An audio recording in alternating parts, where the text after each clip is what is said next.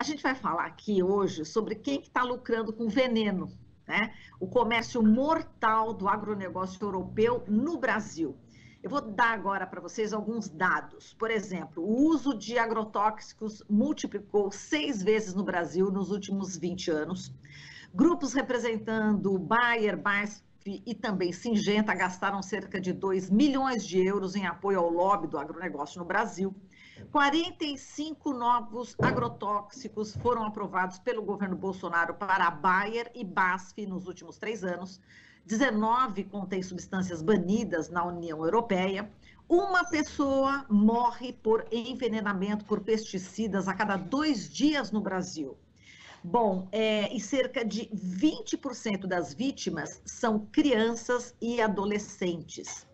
A gente está com esses dados aqui, enfim, as crianças e adolescentes entre 0 e 19 anos.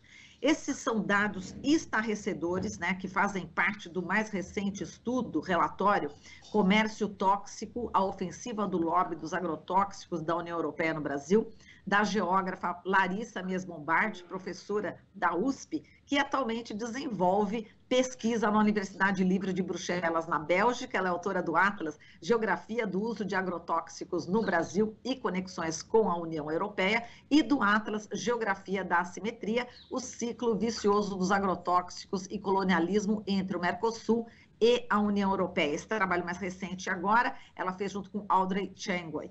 A gente recebe a Larissa de novo hoje, para a gente justamente destrinchar aqui mais detalhes. Bom dia, Larissa, inicialmente. Seja bem-vinda. Bom dia, Marilu e ouvintes. Muito obrigada pelo convite.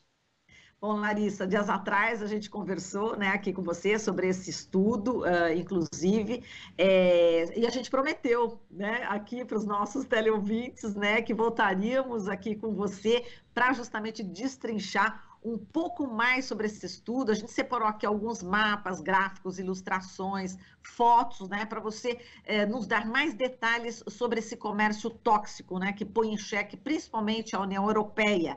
E a preocupação que o seu estudo revela também outro trecho aqui que eu peguei, que acho muito importante a gente colocar logo no início. Se o acordo comercial União Europeia-Mercosul for ratificado, tarifas sobre agroquímicos serão reduzidas em mais de 90%, levando a um provável aumento na exportação de agrotóxicos perigosos da União Europeia para os países do Mercosul, incluindo aqui o Brasil, um aumento de exportações de agrotóxicos que foram proibidos na União Europeia devido justamente ao risco, né, que eles representam à saúde humana e ao meio ambiente. E o mais irônico, né, é que esse negócio, né, que é promovido aí, esse acordo, né, União Europeia-Mercosul, está em desacordo, né, como diz o seu estudo aqui, com as metas ambientais da própria União Europeia e a recém-anunciada estratégia do Prado ao Prato. Bom, enfim, eu queria que você, inicialmente, né, Larissa, já comentasse a respeito. A gente sabe que está em discussão agora no Senado, ontem foi adiado, enfim, alguns senadores, né, pediram aí mais tempo para poder estudar, mas o fato é que já está no Senado o PL do veneno. É muito preocupante. Você quer começar por onde, Larissa? Pelos seus encontros já aí, pelas fotos, ou vamos pelos gráficos? Por onde você quer começar? Eu acho que eu posso começar começar pelo fim, daí eu falo um pouco do lobby, daí a gente vai para os gráficos, pode ser? Vamos lá, pode. Bom, então, como você comentou, Marilu, de fato, o PL do veneno, né, um projeto de lei 6299 de 2002, de autoria do Blairo Maggi, que a gente não pode esquecer, que foi ministro da Agricultura e é o maior produtor individual de soja do mundo. Então, ele é autor desse projeto de lei que ganhou essa alcunha, né, esse apelido de pacote do veneno. Bem, esse projeto ele é grave, né? Ele está no Senado agora e é muito preocupante porque ele foi no Senado ele foi dado, digamos assim, para a Comissão de Agricultura para avaliar a pertinência ou não desse projeto de lei. Então, o que é importante que quem está nos vendo e nos ouvindo perceba? Por exemplo, que esse projeto seria mais vital, seria vital que ele tivesse sendo discutido na Comissão de Meio Ambiente, na Comissão de Saúde, e não na Comissão de Agricultura, porque a gente está falando de substâncias que diretamente afetam a saúde e o ambiente. Bem, então, é algo grave que o PL do veneno, que esse projeto de lei tenha sido votado em regime de urgência na Câmara dos Deputados, não tem urgência para isso. A gente tem urgência em diminuir esse número de mortes por agrotóxicos, isso é urgente, né? E não aprovar uma legislação que nos deixa ainda mais vulnerável com relação a essas substâncias. Então, o que tem nessa legislação? Essa legislação prevê, por exemplo, o registro temporário de substâncias, se o próprio governo não respeitar o limite máximo de tempo que ele mesmo vai dar para responder para uma empresa se sim ou se não, ou seja, se autoriza o registro ou se não autoriza. Se o governo exceder o próprio tempo que ele der, o que vai acontecer? Essas substâncias serão registradas automaticamente. Como também vai estar previsto o registro temporário de substâncias que já sejam autorizadas em pelo menos 3 países da OCDE. Embora a União Europeia e Japão façam parte da OCDE, também fazem parte Chile, México e Turquia, que são países que estão submetidos à mesma condição que o Brasil quando a gente fala da questão do uso de agrotóxicos. Então, é uma lei, é um projeto de lei que rasga aquilo que a gente chama de princípio da precaução. O que é princípio de precaução? É a gente não autorizar algo se a gente não tem certeza dos riscos que isso possa trazer. E a nossa lei, embora ela deva ser discutida, porque, por exemplo, hoje um agrotóxico, uma vez registrado, esse registro não termina, esse registro não é periódico, então a gente precisa rever isso, né? Ela tem algo que é muito bom, que é o princípio de precaução, tá lá na nossa lei. Como está na nossa lei, se determinada substância for cancerígena, provocar malformação fetal, etc., ela pode vir a ser revista e essa substância poderá vir a ser banida. Nessa nova proposta, tem lá a expressão: se determinada substância trouxer um risco inaceitável para câncer, para malformação, etc. Essa expressão inaceitável, ela mata o princípio de precaução, porque como é que você vai discutir o que é aceitável e o que não é? Mesmo porque isso nem está definido, quais parâmetros vão ser utilizados para definir o que é a aceitabilidade. Eu penso que, como eu já falei outras vezes, risco para câncer é sempre inaceitável, como para malformação, como para disrupção endócrina, etc. Enfim, o que isso tem a ver com o lobby, né? Para chegar nesse ponto que você está falando e nesse estudo que a gente publicou. Bem, essas empresas, acho que não é demais lembrar que as empresas sediadas na União Europeia, elas controlam mais de 30% das vendas de agrotóxicos mundiais, especialmente as empresas alemãs Bayer e BASF. Essas empresas, elas estão sediadas aqui em territórios que determinadas substâncias não são mais autorizadas, justamente porque causam esses malefícios à saúde, câncer, malformação fetal, alteração hormonal, tudo isso. E também efeitos nocivos ao ambiente, como, por exemplo, morte dos polinizadores, como as abelhas, etc. Então, por isso, essas substâncias, uma parte das substâncias que já foi autorizada aqui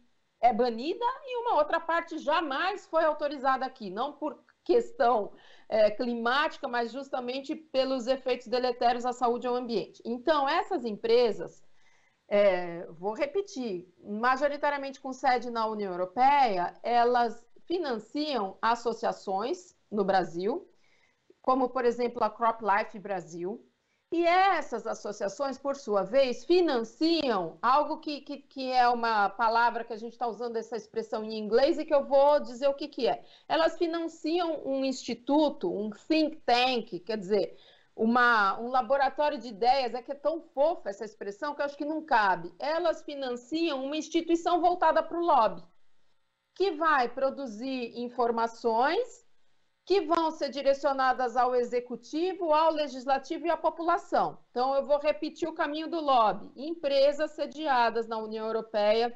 financiam instituições, associações no Brasil, como, por exemplo, a CropLife Brasil. E essas associações, eu estou dando um exemplo porque estou relacionando com essas empresas, estou colocando foco nas empresas de agrotóxicos, mas tem outras, como também essas grandes empresas que comercializam grãos no mundo, a Cargill, a Bunge, etc., e mesmo grandes empresas nacionais ligadas ao setor do agronegócio financiam associações como essas, que é a CropLife Brasil, por exemplo, que financiam, por sua vez, um instituto chamado Instituto Pensar Agro, que nada mais é, né, do que esse think tank, do que essa fábrica de ideias, ou seja, uma fábrica de lobby, uma fábrica de uma construção de ideias que vão ser ou direcionadas para o poder executivo ou para o legislativo ou diretamente para a população. Então, vai formar o conjunto de representações que a gente tem a respeito do agronegócio, a respeito dessas substâncias. Então, para isso serve. É como um tanque, um rolo compressor que vai empurrando ideias e propostas de lei e propostas do campo normativo mesmo, e também ideias que vão ser, digamos assim, impostas à população. Então, essas empresas, elas estão por trás, por exemplo, do pacote do veneno. Tem todo o interesse dessas empresas sediadas na União Europeia de continuarem vendendo substâncias que são proibidas no próprio território delas. Então, tem um último atlas que eu lancei, que foi lançado em 2021, sobre o acordo Mercosul-União Europeia. Ele está ainda em inglês, mas eu mostro nos mapas, acho que você vai mostrar eles, talvez você esteja com eles aí, Marilu, se você quiser compartilhar esses mapas. Eu acho que a gente já pode só, então, soltando pelos mapas, né? A gente pede aqui para o nosso setor técnico, né? Para ir já soltando os mapas, e aí, assim que soltar, a gente já vai falando. Vamos lá. Então, essa imagem que você está trazendo vai mostrando os agrotóxicos que são proibidos na União Europeia e que são permitidos no Brasil, como você mesma mencionou. A Bayer e a BASF aprovaram 45 novos agrotóxicos nesse último governo, dos quais uma grande parte é proibida na União Europeia. Metade dos agrotóxicos aprovados pela BASF nesse governo são substâncias proibidas na União Europeia. O próximo, Marilu, já que você está mostrando, vamos lá. Aqui a aprovação de novos agrotóxicos no Brasil uma escalada crescente nos últimos anos, sobretudo depois do impeachment da presidente Dilma. A gente pode ver essa escalada no número de novos agrotóxicos, novos produtos comerciais, quer dizer, não necessariamente são novas substâncias, embora algumas sejam, mas são novas etiquetas, novos rótulos. Inclusive, a ex-ministra da Agricultura, numa entrevista, disse que os agrotóxicos, esses novos produtos comerciais, eles têm que estar ofertados na prateleira para que eles possam ser escolhidos. Uma das justificativas em relação ao pacote do veneno. Próximo, então. Vamos ver o próximo. Aqui a gente tem dois mapas que mostram o resultado desse uso de agrotóxicos da maneira como ele se dá no Brasil. Então, para quem só está ouvindo e não está vendo, a gente tem do lado esquerdo um mapa que mostra bebês intoxicados com agrotóxicos no Brasil, e do lado direito, pessoas que morreram por intoxicação por agrotóxicos no Brasil. Então, os bebês, esse é de crianças, não, bebês. Os bebês intoxicados, a gente teve mais de 540 bebês intoxicados com agrotóxicos no Brasil nos últimos anos. E como a gente sabe que o Ministério da Saúde estima que para cada caso de pessoa intoxicada, possivelmente nós tenhamos 50 outros casos que não chegaram ao conhecimento do Ministério da Saúde, embora 500 bebês intoxicados, bebês de 0 a 12 meses, é algo que é inconcebível, né? Porque é um infanticídio, é disso que a gente está falando. Então é importante que a gente saiba que a gente não está falando de agricultura, a gente está falando de uma outra coisa. Enfim. É um infanticídio em curso. É possível que nós tenhamos tido mais de 20 mil bebês intoxicados. E esse outro mapa que mostra as pessoas que morreram intoxicadas com agrotóxicos, a cada 2 dias, né, a gente teve mais de 1.800 pessoas nos últimos anos intoxicadas com agrotóxicos, o que significa que a cada 2 dias uma pessoa morreu intoxicada com agrotóxicos no Brasil. Enfim, acho que aqui é o número de pessoas intoxicadas com agrotóxicos. A gente teve nos últimos anos mais de 56 mil pessoas intoxicadas com agrotóxicos no Brasil, e, de novo, é possível que esse número em si ele já é enorme, já é injustificado, mas se a gente for considerar a subnotificação, é possível que nós tenhamos tido mais de 2 milhões de pessoas intoxicadas com agrotóxicos, porque esses números, em geral, eles dizem respeito a intoxicações agudas, quer dizer, a pessoa que passou mal e foi socorrida no serviço de saúde, mas as doenças crônicas dificilmente estão contabilizadas aí. Aqui a gente tem um mapa das exportações totais, das exportações de agrotóxicos banidos na União Europeia. Para os países do Mercosul, foram mais de 100 milhões de quilos só em 2018 e 2019. Isso é 14% do volume total de agrotóxicos exportados pela União Europeia para o Mercosul. Então, só para dizer o quanto isso não é nada desprezível, é uma quantidade muito grande de agrotóxicos proibidos na União Europeia que são vendidas para os países do Mercosul, que é vendida para os países do Mercosul. Queria só lembrar que dos 10 agrotóxicos mais vendidos no Brasil, 5 são proibidos na União Europeia hoje. A gente pode ir para o próximo. Uma outra representação daquele gráfico que a gente já viu, mas enfim, aqui para quem está nos ouvindo, a gente tem a escalada de registros de agrotóxicos no Brasil. De novo, vou ressaltar que após o golpe do impeachment, né, que teve em que a presidente Dilma sofreu o impeachment, houve um aumento muito significativo. A média de registros entre 2000 e 2015 era de até cerca de 100 novos agrotóxicos, e hoje a gente chega a 500 novos agrotóxicos, produtos comerciais autorizados por ano. A gente chegou nesse recorde nada louvável. Teve um ano que foram 13 apenas, né? 13, agora a gente está com 500, né? Bom, vamos mais alguns gráficos aqui, ou fotos, vamos ver aqui se eles já vamos soltar. Acho que agora, aqui, essa foto aqui. Essa foto, uma agenda com uma reunião com essa pessoa que está à direita, para quem nos está ouvindo. Uma foto que foi tirada no parlamento alemão. Eu tive em Berlim, em Colônia, em várias atividades. Essa foto é no parlamento alemão, não europeu, alemão, em Berlim. Do lado direito, essa pessoa que está aí é um deputado alemão, Karl Baer. Ele é bastante ligado a essa pauta dos agrotóxicos, a esse tema dos agrotóxicos, e ele é um dos deputados que está liderando esse debate da proibição da produção, venda e exportação de produtos, né, de agrotóxicos proibidos no território da União Europeia. É uma decisão que a França já tomou e que a Holanda já tomou e que está crescendo, esse debate está crescendo muito na Alemanha. É fundamental que cresça mesmo, porque a Alemanha justamente é a sede dessas empresas, né? A BASF e a Bayer.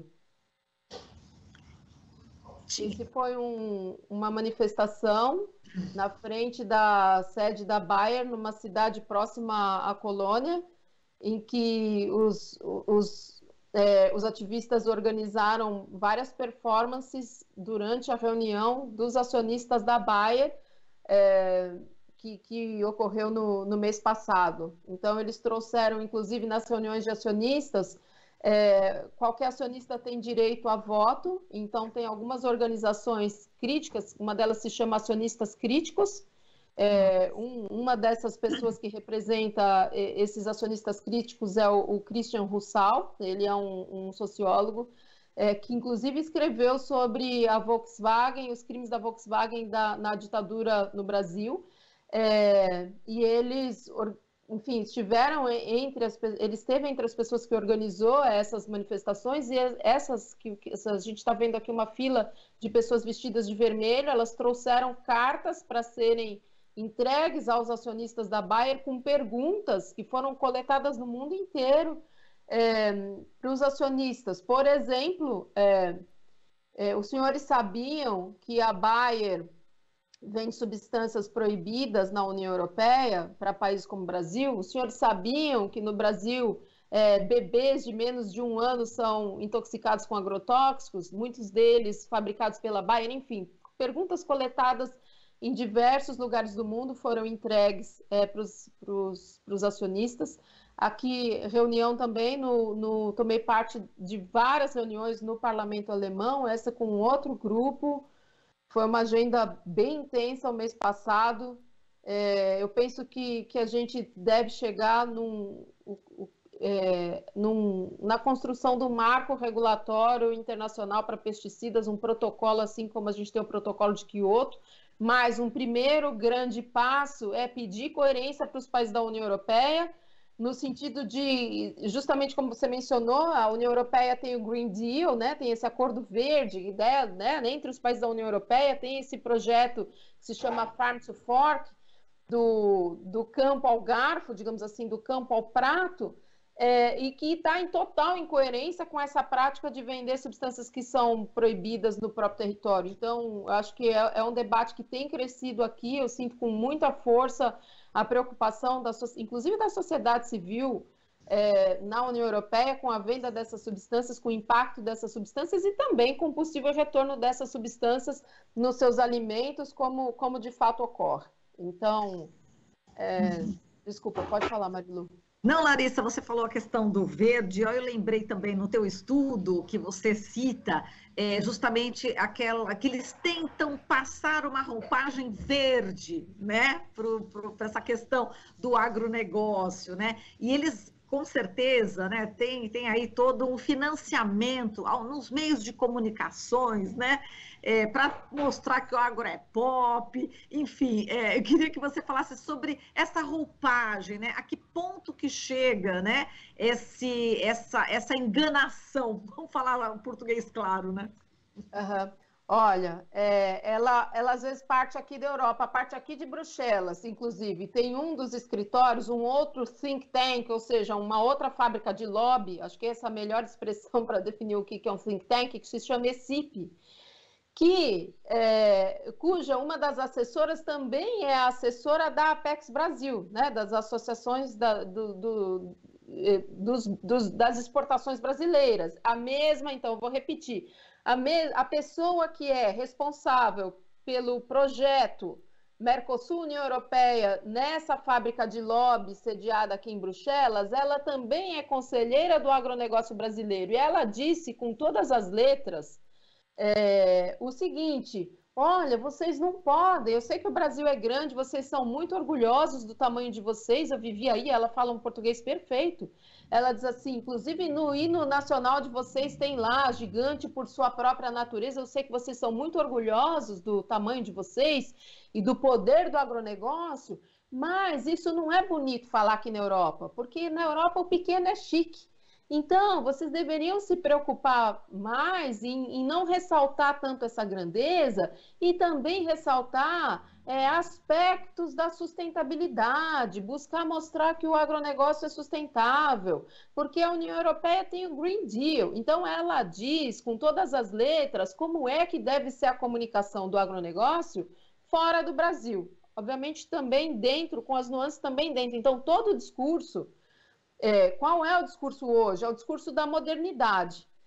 Qual é o discurso hoje? Né? É o da sustentabilidade. Então, todas essas empresas, obviamente, elas vão cooptar, né, esse anseio do mundo, essa preocupação do mundo com a mudança climática. Então, todo discurso que vai ser, inclusive, imposto nos materiais didáticos, vai ser imposto nas propagandas de televisão, vai circular nas redes sociais um discurso de que o agronegócio sustenta o Brasil e de que é sustentável. Na verdade, o contrário, a sociedade brasileira é que sustenta o agronegócio. O Brasil perdeu mais de 1 milhão de postos de trabalho no campo. Se o agronegócio fosse responsável pela segurança alimentar, pela produção de alimentos, a fome não teria aumentado.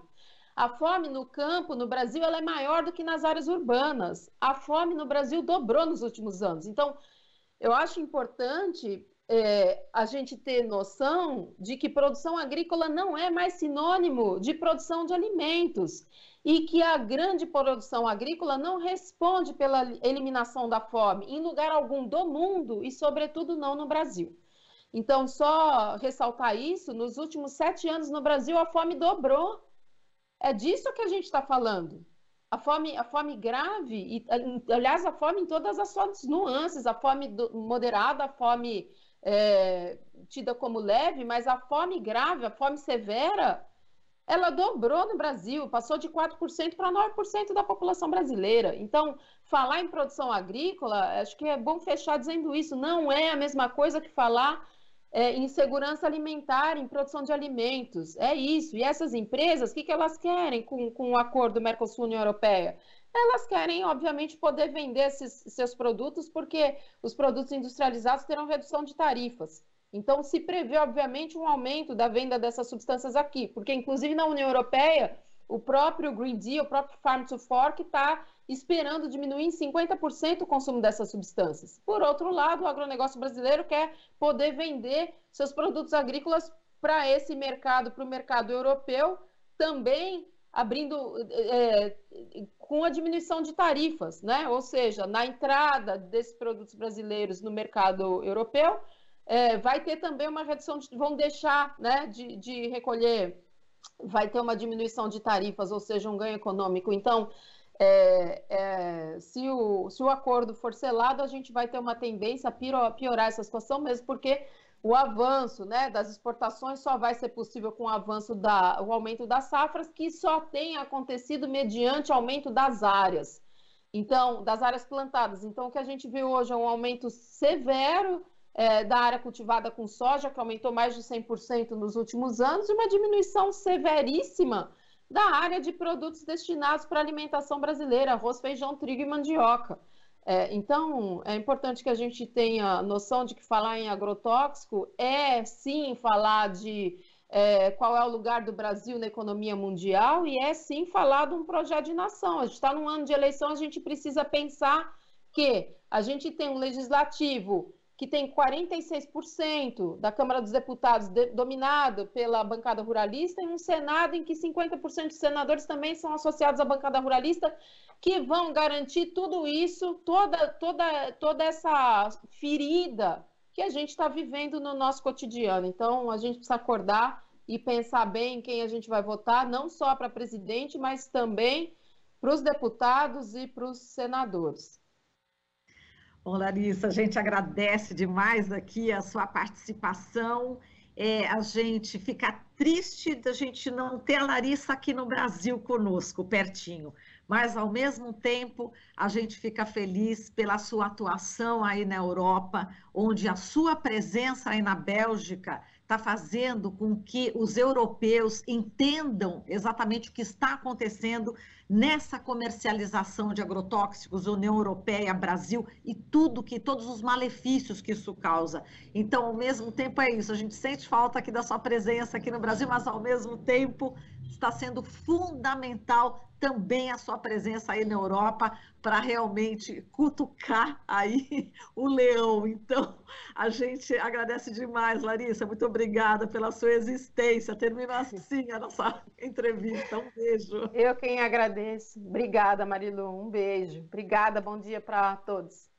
Bom dia, até mais. Falamos aqui com a Larissa Mies Bombardi, professora da USP, que atualmente desenvolve pesquisa na Universidade Livre de Bruxelas, na Bélgica, autora do Atlas Geografia do Uso de Agrotóxicos no Brasil e Conexões com a União Europeia e do Atlas Geografia da Assimetria, o ciclo vicioso dos agrotóxicos e colonialismo entre Mercosul e União Europeia. Você está ouvindo Jornal Brasil Atual. As notícias que os outros não dão.